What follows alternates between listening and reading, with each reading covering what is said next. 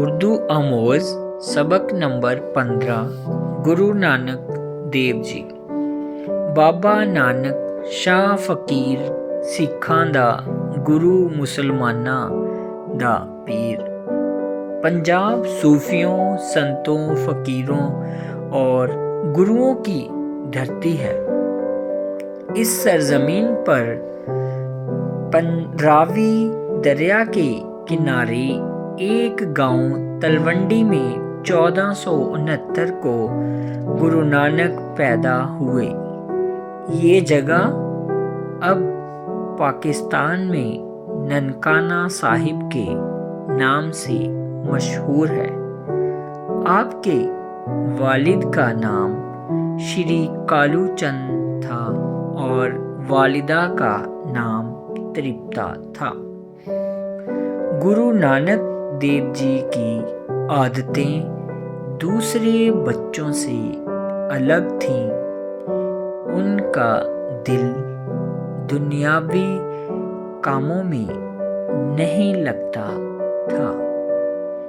ان کو کئی مرتبہ کام اور ملازمت کے لیے تیار کیا گیا، لیکن ان کو کوئی دلچسپی نہ ہوئی۔ پیسے ضرورت مندوں پر خرچ کر دیتے تھے۔ اس سلسلے میں کئی واقعات مشہور ہیں۔ ایک بار والد نے کام کرنے کے لیے پیسے دے کر ان کو سوداگری کرنے کے لیے بھیجا، لیکن گرو نانک دیو جی ان پیسوں سے بھوکے سادھوؤں کو کھانا کھلا کر واپس آ گئے۔ والد کے پوچھنے پر کہا کہ بھوکوں کو کھانا کھلانے سے زیادہ کھرا سودا اور کیا ہو سکتا ہے۔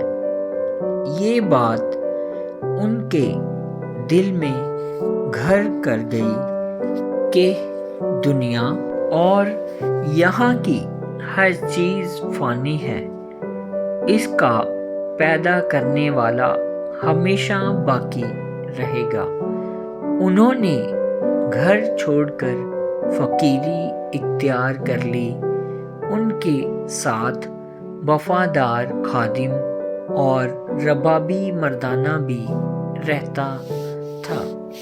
اب گرو نانک جگہ جگہ گھوم کر لوگوں کو نصیحت آموز باتیں بتاتے تھے۔ ذات پات، آپسی محبت، عورتوں کے حقوق کو پہچاننے کی ترغیب دیتے تھے۔ اس طرح گرو نانک صاحب کی زندگی انسانیت کی بھلائی اور امن کا پیغام دینے میں گزری۔ ان کو سکھ مذہب کے رہنما اور پہلے گرو مانا جاتا ہے۔ گرو نانک دیو جی نے اپنے کلام کے ذریعے وحدانیت کا پیغام جگہ جگہ پر دیا ہے۔ ان کا کلام شری گرو گرنتھ صاحب میں درج ہے۔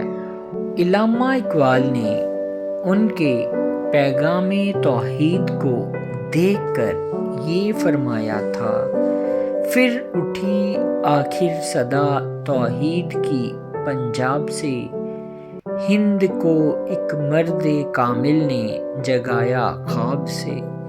کئی ملکوں کا سفر کرنے کے بعد آپ کرتارپور میں 1539 کو جوتی جوت سما گئے۔